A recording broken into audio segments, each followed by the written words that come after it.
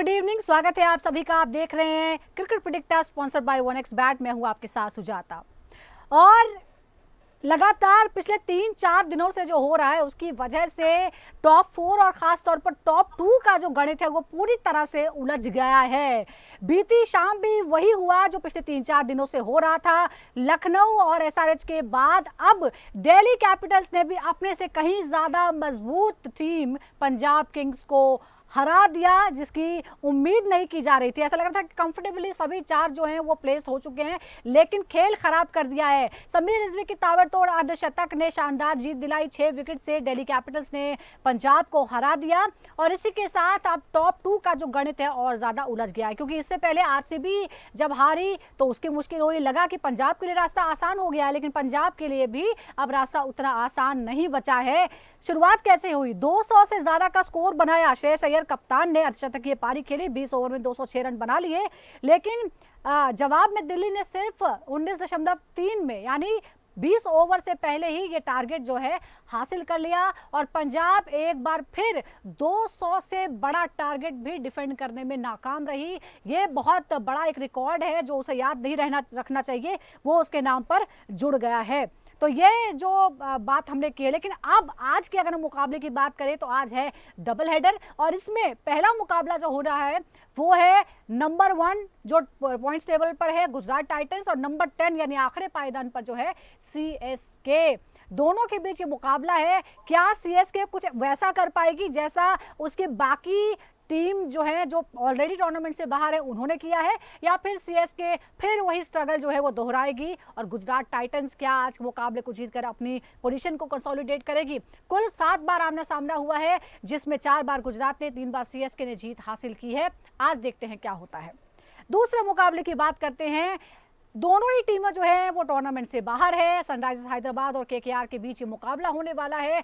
दोनों की ही जो स्थिति है वो लगभग एक जैसी है, लेकिन आज अगर हम कुल मिलाकर देखें तो 29 बार इनका आमना सामना हुआ है। 9 बार एसआरएच, 20 बार केकेआर ने जीत हासिल की है, यानी बहुत ज्यादा अंतर जो है उन दोनों के बीच परफॉर्मेंस में नजर आता है। आयरनी ये है कि ये दोनों टीमें पिछले साल 2024 में फाइनल्स में थी और फाइनल जीता था केकेआर ने और फाइनलिस्ट थी सनराइजर्स हैदराबाद। आज दोनों ही बाहर हैं, तो दोनों के बीच मुकाबला है। आरसीबी को हराकर एसआरएच के हौसले बुलंद हैं, तो देखना है कि केकेआर क्या डिफेंडिंग चैंपियन की तरह खेलती हुई नजर आती है, कम से कम आज के मुकाबले में। पिछले 5 मुकाबलों की बात करें तो केकेआर पूरी तरह से डोमिनेट करती है, 5 के 5 मुकाबले उसने जीते हैं। आज क्या होगा इस पर हम खास बातचीत करते हैं। हमारे साथ खास मेहमान जुड़ गए हैं। हमारे साथ हैं पूर्व क्रिकेटर और सिलेक्टर शरणदीप सिंह और साथ ही पूर्व क्रिकेटर और कमेंटेटर अतुल वासन। शरणदीप जी, सबसे पहले मैंने रिकॉर्ड ये बताए हैं, हालांकि ये जो मैच है दोनों टूर्नामेंट से बाहर है, कोई फर्क नहीं पड़ने वाला है, लेकिन इंटरेस्टिंग देखिए पिछले 3-4 दिनों से बहुत कुछ इंटरेस्टिंग हो रहा है।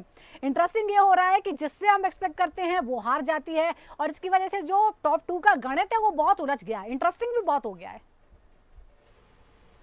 नहीं, बिल्कुल। देखिए, पहले तो एसआरएच और इसकी बात करें कि आज इनके लिए आपस में कुछ खोने के लिए नहीं है, लेकिन केकेआर के लिए। लेकिन ये है कि एक एसआरएच एक अच्छी फॉर्म में है। ईशान किशन ने पिछले मैच में अच्छी बल्लेबाजी की, अभिषेक शर्मा अच्छी फॉर्म में, तो कहीं ना कहीं कोशिश यही रहेगी एसआरएच की कि आज का मैच भी वो जीत के जो अपना सीजन है वो एक विनिंग नोट पे खत्म किया जाए। उसमें फिर काफी चीजें हमको पॉजिटिवनेस निकल के आती है नेक्स्ट सीजन के लिए। और खासकर नीतीश रेड्डी, उनको बल्लेबाजी में रन बनाने चाहिए क्योंकि टेस्ट टीम में नाम आ चुका है उनका और अभी तक उनके बल्ले से ऐसा कुछ हुआ नहीं, हमने देखा नहीं कि कुछ अच्छा प्रदर्शन निकल रहा हो। तो उनके लिए ये मैच बहुत जरूरी है क्योंकि आखिरी मैच है, इसके बाद फिर उनको इंग्लैंड में हम खेलते देखेंगे। तो जो खासकर भारतीय खिलाड़ी हैं, प्लेयर्स हैं, उनका आज के मैच में परफॉर्म करना बहुत जरूरी है। जी, एक और बात इंपॉर्टेंट है यहाँ पर शरणदीप जी, हम अतुल जी से भी बात करेंगे। केकेआर का डॉट बॉल प्रतिशत अगर हम देखें 39.49 दिखता है, सबसे ज्यादा जो नजर आता है। मिडल ओवर्स में रन रेट सिर्फ 7.72 यानी सबसे कम है। क्या आपको लगता है कि पावर प्ले और डेथ ओवर्स की ताकत जो है इनकी वो मिड ओवर की कमजोरी को छुपा सकती है? क्या आज इस स्थिति में है केकेआर? देखिए, मिडिल ऑर्डर बिल्कुल उनका इस सीजन एक्सपोज हुआ है, रन बिल्कुल नहीं बने। रघुवंशी हो चाहे वेंकटेश अय्यर हो, उन्होंने रन नहीं बनाया। ऊपर से भी उतने खास रन नहीं बने। सिर्फ एक अजिंक्य रहाणे जो कंसिस्टेंटली इनके लिए रन बनाते जा रहे थे। फिर कुछ गेम में पीछे आंद्रे रसल ने भी हिटिंग की है। रिंकू सिंह चले नहीं चले, वो कहीं ना कहीं उनका सीजन ऊपर नीचे रहा है, जिसकी वजह से केकेआर जो इस समय आज सबसे नीचे दिख रही है प्लेऑफ से बाहर हो गई है, तो वो कहीं ना कहीं इसका मेन रीजन रहा है। लेकिन क्योंकि आपने बैटिंग ऑर्डर भी ठीक तरीके से चलाया नहीं अपने, रघुवंशी पे आपने बहुत ज्यादा बेट किया, कंसिस्टेंटली उसको नंबर 4 पे ऊपर बल्लेबाजी कराते रहे। आपको रिंकू सिंह को भेजना चाहिए था ऊपर, आपको रमनदीप को भेजना चाहिए जो ऑलरेडी भारत के लिए खेल चुके हैं, जिनके पास एक्सपीरियंस है, वो तजर्बा है। लेकिन आप अगर उनका यूज नहीं करेंगे और नए लड़के को बार बार कंसिस्टेंसी ऊपर भेजते रहेंगे, तो फिर वो क्या है कि आपके जो रिंकू सिंह है वो इस सीजन उभर के सामने आ ही नहीं पाया, उनको अपॉर्चुनिटीज मिली ही नहीं, तो जिसकी वजह से मिडल ऑर्डर बहुत ही ज्यादा कमजोर दिखा है यहाँ पे। अगर अजिंक्य रहाणे जल्दी आउट हो जाते हैं तो टीम का और बुरा हाल हो जाता है, क्योंकि सुनील नारायण के बल्ले से भी रन नहीं बने इस बार जो पिछले सीजन कर रहे थे।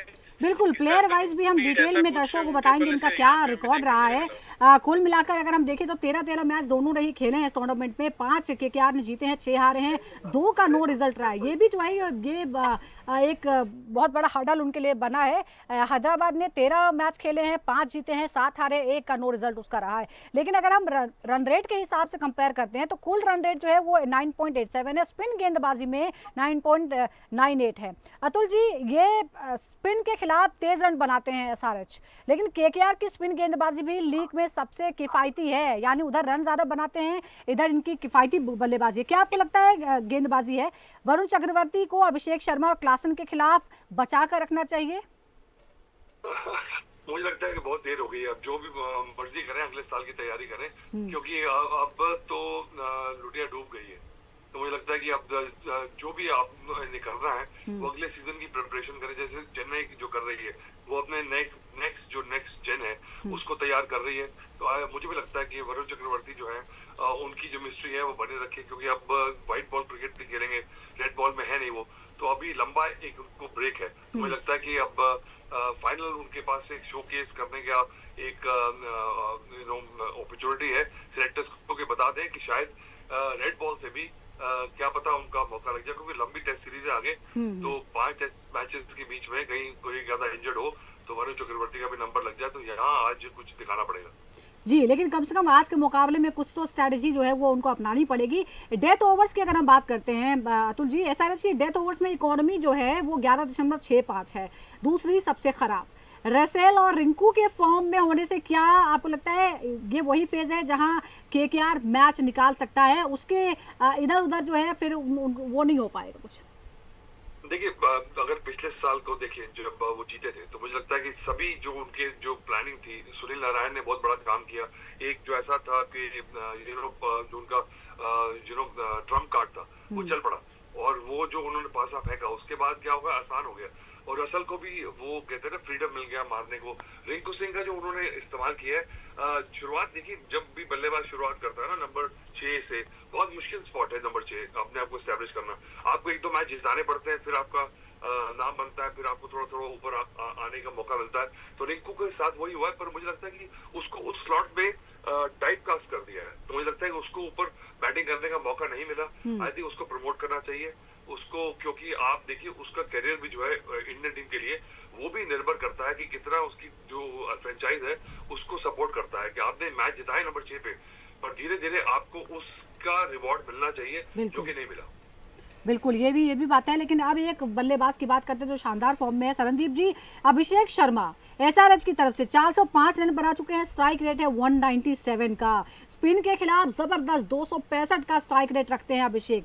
क्या वो इस सीजन में एसआरएच के सबसे खतरनाक ऑल फेस बल्लेबाज है? उनकी टीम में और भी बहुत बल्लेबाज हैं, लेकिन ही स्टैंड्स आउट। मैम आपकी आवाज चली गई, कांट हियर यू। सरनदीप जी, अभिषेक शर्मा के बारे में हम बात कर रहे हैं, अगर आपको आप तक आवाज आ रही हो। अभिषेक शर्मा जबरदस्त फॉर्म में, आपको लगता है कि वो सबसे खतरनाक बल्लेबाज हैं एसआरएच के जो हर फेज में चलते हैं?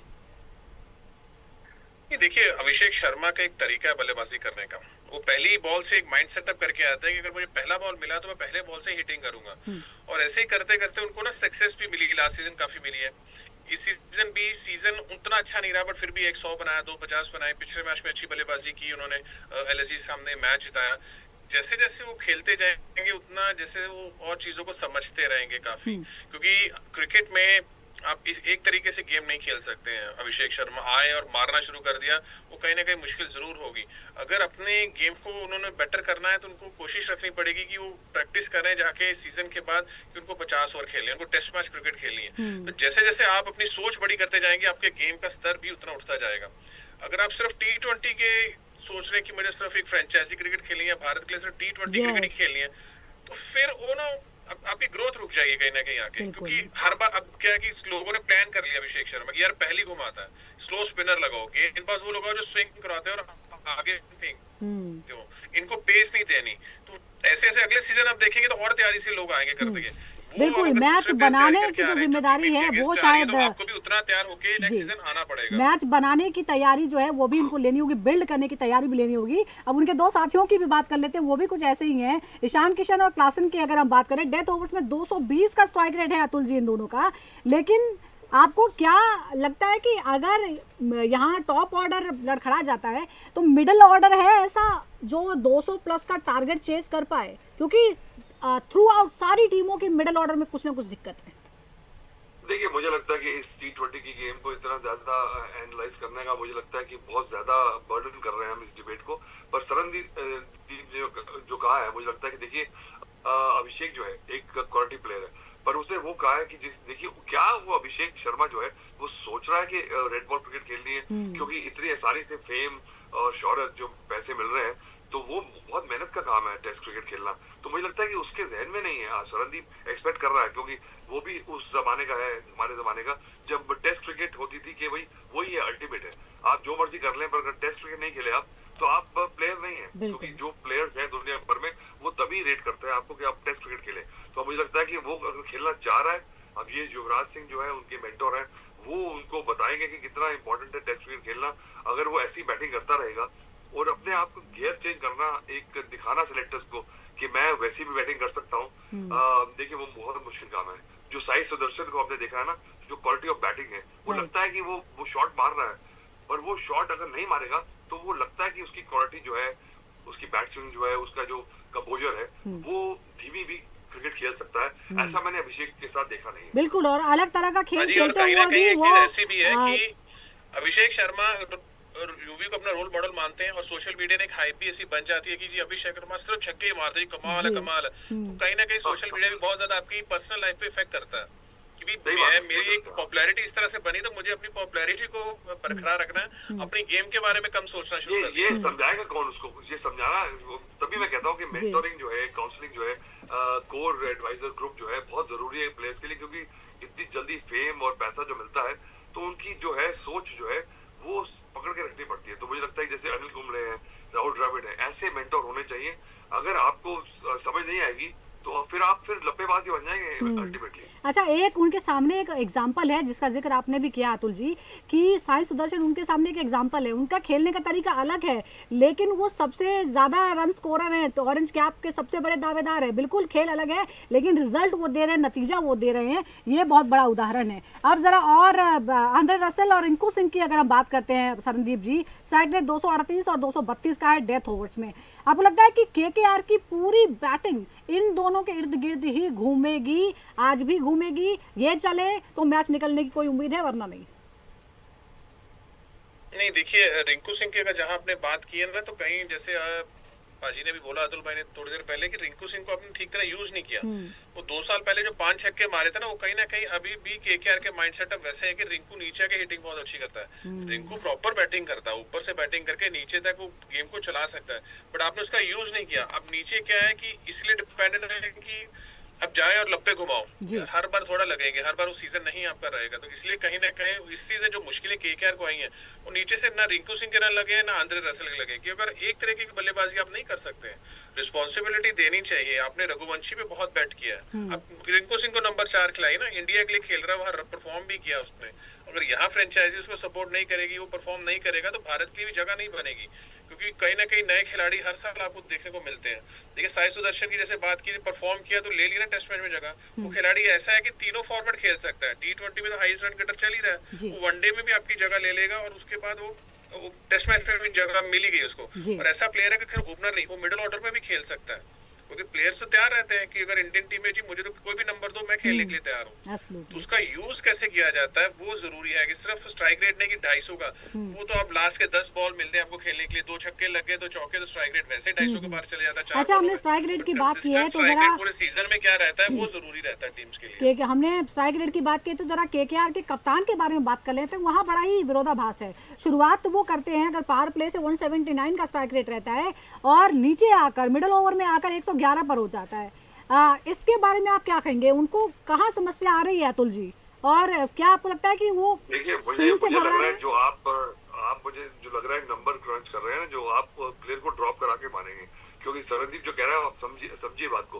क्योंकि रिंकू सिंह देखिए पिछले साल का फ्लेवर ऑफ द सीजन था, अब 4 प्लेयर नए आ गए, तो रिंकू सिंह गया तो मुझे लग रहा है उसको आपने प्रेशर डाल दिया कि छक्के मारता है, वो छक्के मारने नहीं जाता वो, तो वो सोच ही नहीं रहा वो। लेकिन कप्तान साहब का क्या करें? अजिंक्य रहाणे शुरुरुआत अच्छी करती है, उसके बाद सीधा ड्रॉप। अजिंक्य रहाणे को आप रिंकू सिंह के साथ सेम सेंटेंस में आप नाम नहीं ले सकते।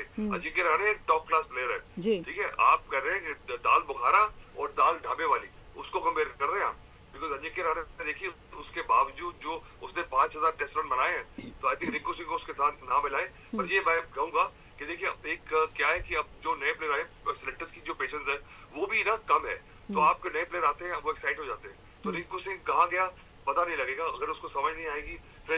वो जो फ्रेंचाइजी ओनर है वो सोच रहा है कि ये मैच जिताएगा, हर बार मैच जिताएगा नहीं वो, मुझे लगता है उसको आपको मौका देना पड़ेगा। इसलिए मुझे लगता है कि he is in a very tough spot और बढ़िया प्लेयर्स आते रहेंगे। आपको लगता है कि अब देखिए क्या प्रॉब्लम है कि अब 3 फॉर्मेट है, तो उसके अंदर क्या कि बड़ा सा कंफ्यूजन सा हो जाता है सिलेक्टर्स को भी। तो आपको देखना क्वालिटी प्लेयर्स कौन से हैं, और इनको को समझना पड़ेगा कि अगर आईपीएल ही उसका शोकेस है तो फिर वो बड़ी डिफिकल्ट सिचुएशन में है। जी बिल्कुल। आप जरा बॉलर्स की बात कर लेते हैं। वरुण चक्रवर्ती सरनदीप जी 14 विकेट लिए हैं, डेथ ओवर्स में इकोनॉमी रेट जबरदस्त है, 5.33 का इकोनॉमी रेट है। क्या आपको लगता है कि स्ट्रेटजी केकेआर की ये हो सकती है कि उन्हें मिड ओवर्स में नहीं बल्कि डेथ ओवर्स में ज्यादा इस्तेमाल किया जाए?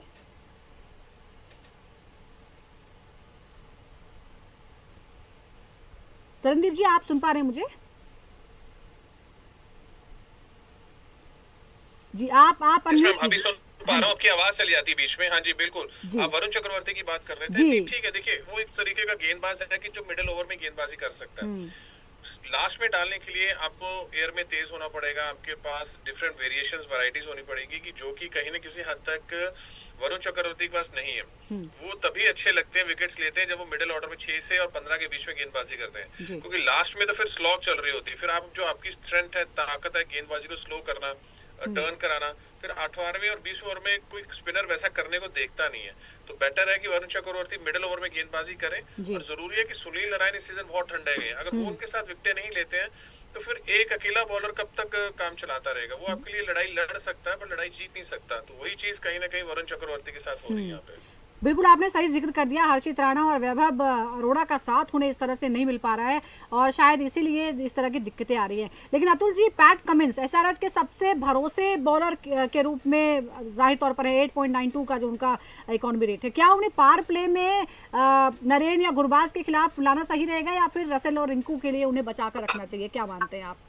देखिए पैट कमिंस जो है ना एक वर्ल्ड क्लास प्लेयर है, वो वापस आया खेलने, बिकॉज वो बता रहा है कि मुझे आपने खरीदा है तो मेरी लॉयल्टी है टीम के साथ, अगले साल मैं आऊंगा। पर वो मेंटली चेकआउट कर चुका है आईपीएल से, तो उससे ज्यादा आप एक्सपेक्ट मत करें। तो वो खुद कप्तान है, वो उसको लगेगा कि जहां मैं गेंदबाजी करना है, वो भी क्या है कि पॉटलक है, अगर पहले गेंदबाजी करते हुए विकेट ले सकता है क्योंकि उसपे क्वालिटी है। और मुझे लगता है कि कभी भी किसी बड़े गेंदबाज को मार पड़ सकती है, और कभी भी किसी बड़े गेंदबाज को आप अगर अटैकिंग, क्योंकि वो टेस्ट क्रिकेट का गेंदबाज है, तो मुझे लगता है कि वो अगर टेस्ट क्रिकेट की मेंटालिटी से गेंदबाजी करेगा तो पावर प्लेज में उसको गेंदबाजी करनी चाहिए, क्योंकि शुरू में अगर 2-3 विकेट निकाल दे एक क्वालिटी गेंदबाज तो फिर आपका मैच बन जाता है। जी एक और बात है सरनदीप जी, मोइन अली या रमनदीप सिंह की अगर हम बात करें तो उनका स्ट्राइक रेट जो है वो 35 और 66 का है। क्या आपको लगता है कि केकेआर को आप कुछ एक्सपेरिमेंट करना चाहिए जाते जाते, चाहे वो मनीष पांडे को लेकर हो या किसी और प्लेयर को लेकर, कोई विकल्प?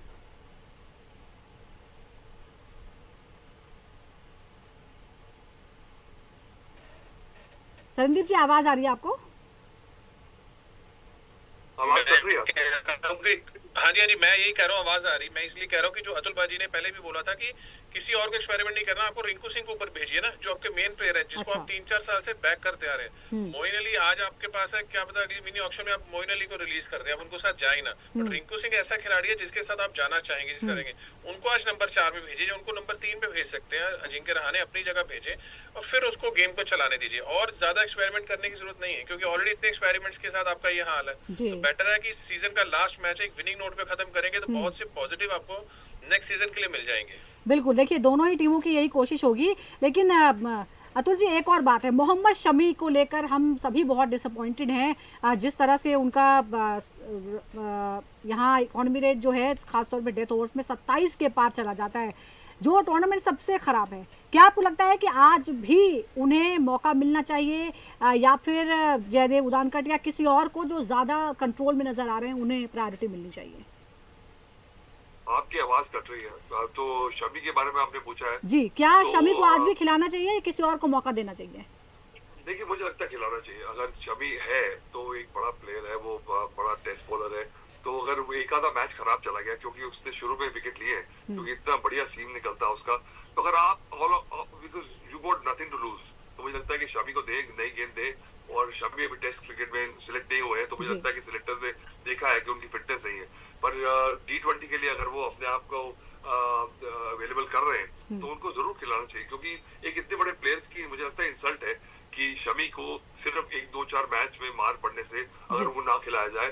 आई थिंक ये प्रॉब्लम है T20 क्रिकेट की, क्योंकि यहाँ पे क्योंकि ये कमर्शियल है, यहाँ पे ओनर्स हैं, ये क्रिकेट नहीं है, ये कमर्शलाइजेशन है। तो वहाँ पे बड़े प्लेयर भी वो लगता है कि ऐसे वैसे हो जाते हैं, और ऐसे वैसे कैसे कैसे हो जाते हैं।